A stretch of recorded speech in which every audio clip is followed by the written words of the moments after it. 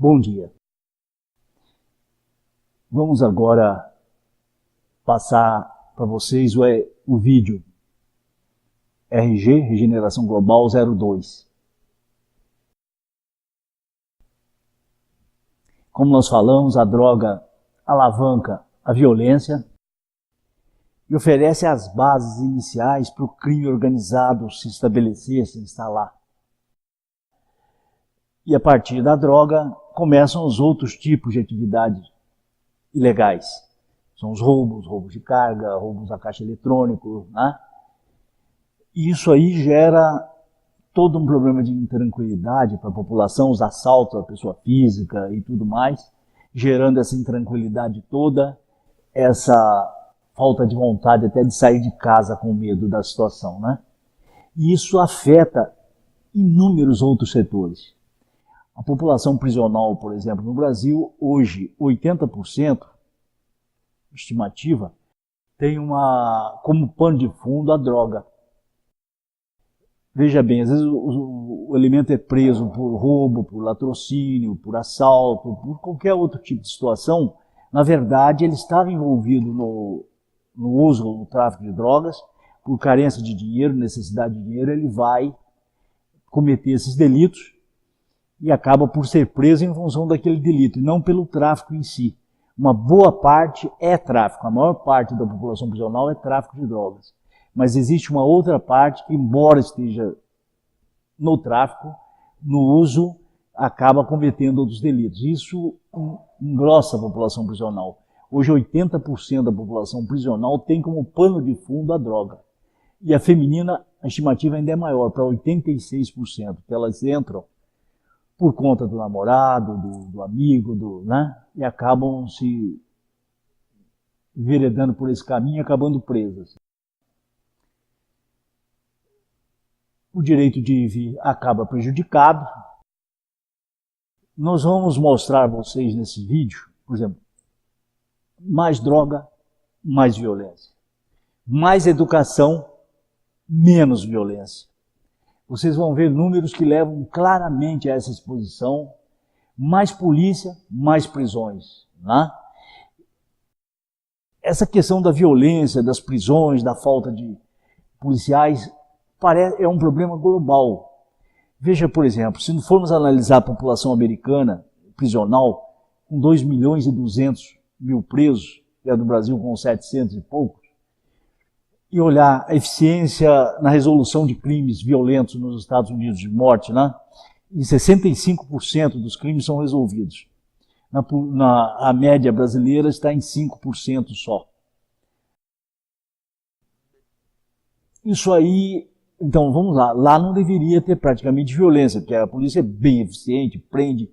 Alguns estados americanos têm até pena de morte. Mas, infelizmente, o corredor da morte não fica vazio. Tem sempre ocupante lá aguardando a sua hora. Isso não tem resolvido. Empregar força para gerar paz e tranquilidade é uma receita que não faz muito sentido. Mas nós precisamos fazer uma análise dessa situação, como eu falei, e voltar no tempo, analisar o porquê a nossa estrutura social, o nosso modelo de organização social não tem dado conta dessas questões. Mas por que eu estou fazendo isso? Se eu trabalhava com dependência química, fui olhar esse mundo que ninguém queria, esse mundo que nós não queremos, nós queremos é o outro mundo, né? Mas essa análise é necessária. Por quê? Fazer prevenção é trabalhar no indivíduo e no contexto, os fatores de risco e os fatores de proteção. Então, quando eu vou analisar o contexto, eu tenho que analisar o nosso país, o espaço onde a gente vive, né? Quais são os fatores de risco, quais são os fatores de proteção, tentar criar novos fatores de proteção ou fazer crescer os que já existem e tentar minimizar ou eliminar os fatores de risco. Isso vai gerar prevenção realmente. Então, dentro desse ponto de vista, todas as áreas de atividade humana têm interesse para a prevenção. É qualidade de vida, né? Então eu tenho que olhar todas as atividades nas suas relações uma pessoa com a outra, com o meio ambiente, com tudo isso, que tudo leva, que isso está tudo fazendo parte do contexto. A qualidade de vida de uma maneira em geral. Isso é tudo no nosso interesse. E para voltar a esse início, eu vou começar fazendo isso com 3 perguntas. A primeira delas, quem somos nós? Como a humanidade está organizada? E por que chegamos a essa situação? Porque essa nossa organização social não dá conta dessa situação atualmente.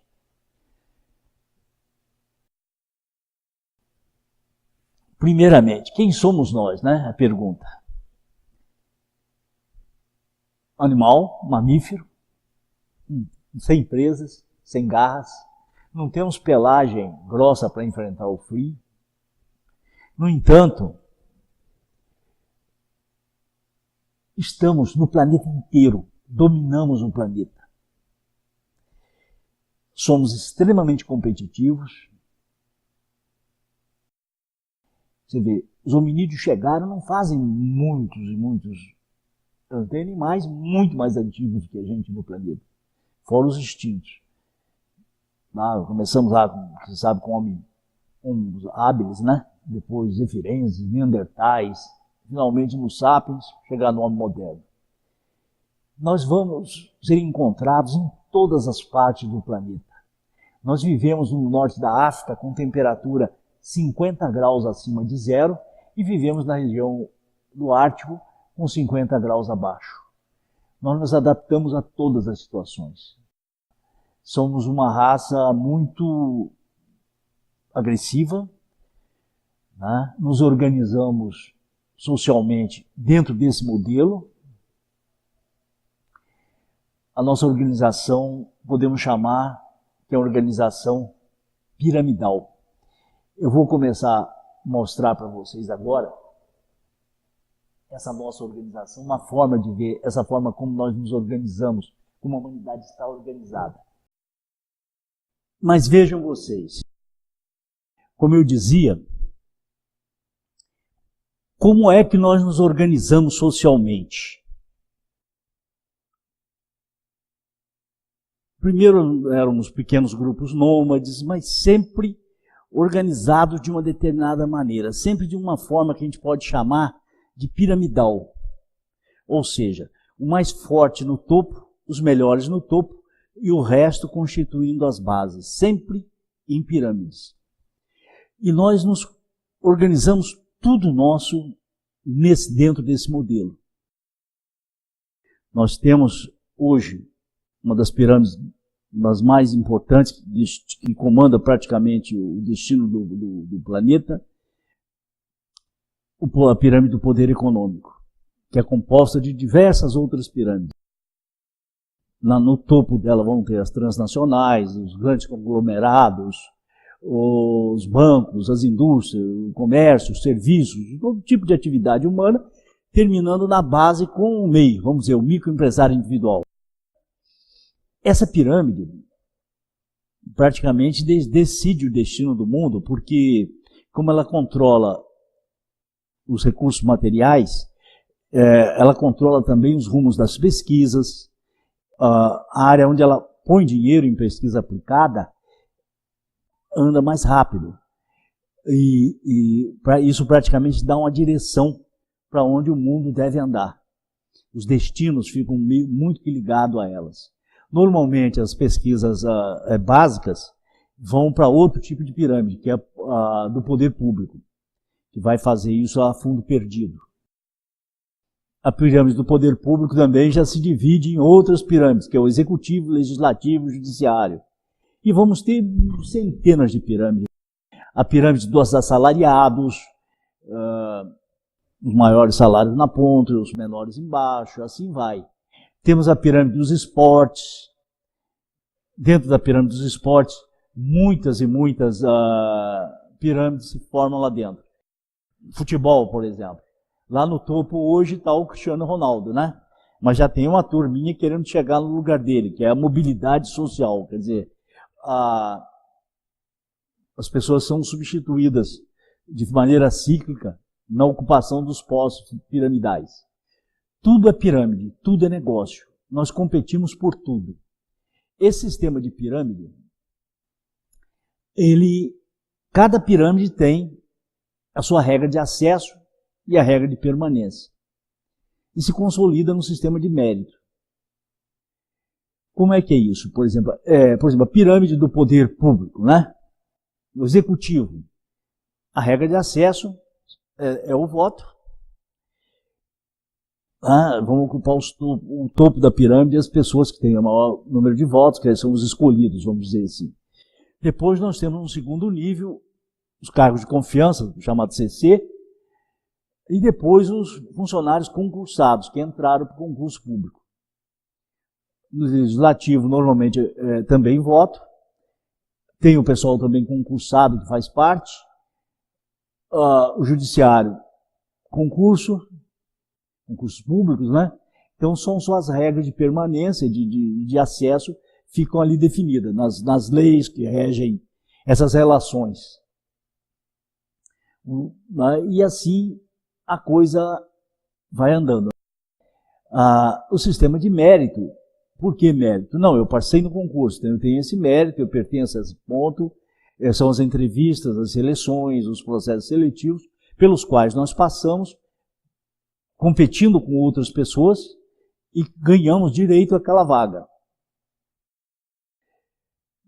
Então, olha bem, se vocês forem pensar, tudo são pirâmides. Tem alguém no topo e outras pessoas vão constituindo as bases e que dão essa sustentação.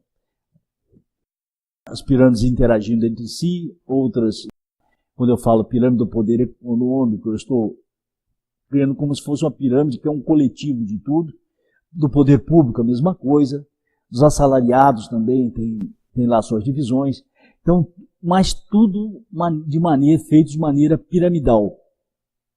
Foi a maneira como nós organizamos a nossa sociedade. Então, acho que as questões 1 e 2, quem somos nós e a humanidade do nosso ponto de vista, estão aqui mostradas. Vocês podem ver,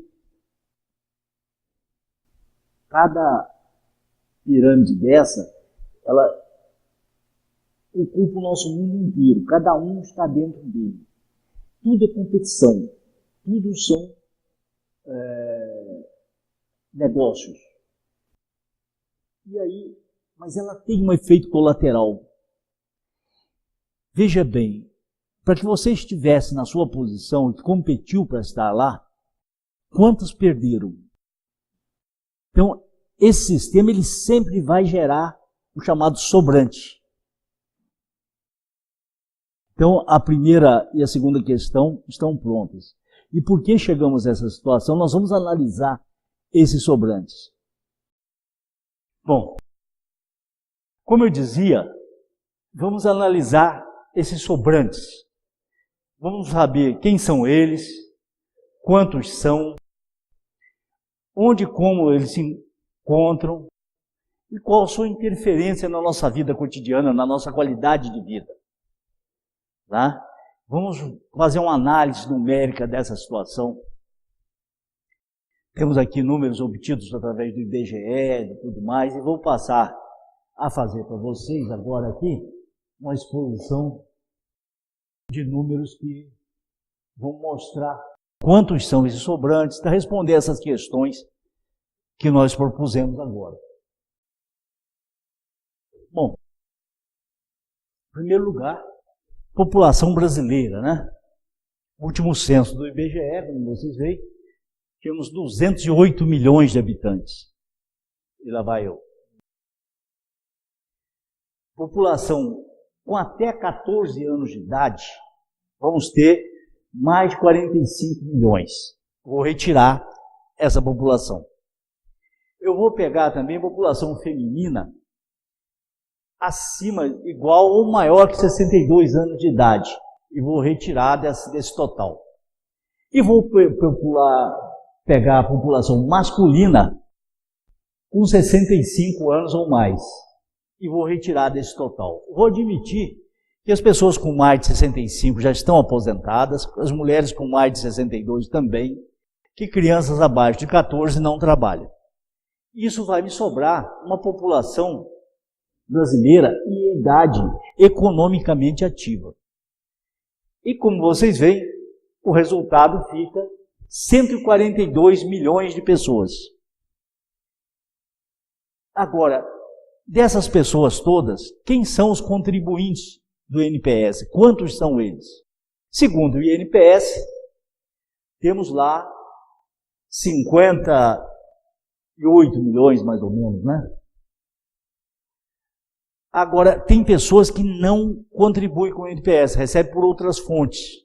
E essas pessoas representam 30%, que é a magistratura, militares, funcionários, professores das universidades federais, estatutários de uma maneira geral, né? Recebem por outras fontes. São menos de 17 milhões. Então, veja bem, nós temos aqui 66 milhões que não estão em sistema nenhum. São sobrantes.